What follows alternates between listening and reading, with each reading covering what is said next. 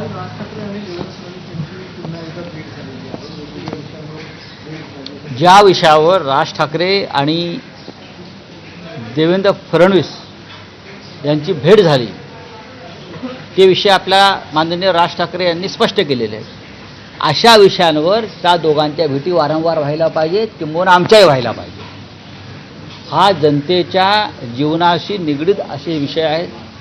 मुंबईवरती आदळणारे लोंढे, मुंबईवरती होणारं परप्रांतीयांचं आक्रमण, मुंबईत सुरू असलेली एका समाजाची कबूतरबाजी, हे विषय मुंबईसारख्या शहराच्या आरोग्याशी, समाज जीवनाशी संबंधित आहेत.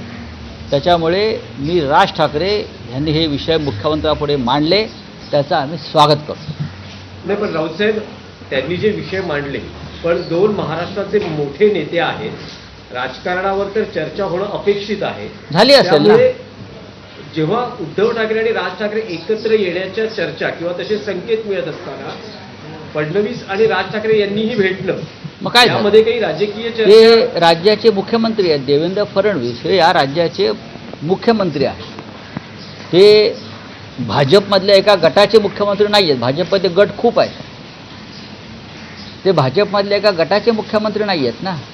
ते या महाराष्ट्र राज्याचे मुख्यमंत्री आहेत. आणि त्यांच्यासाठी विरोधी पक्ष, सत्ताधारी पक्ष हे सगळे समान आहेत असं मी मानतो.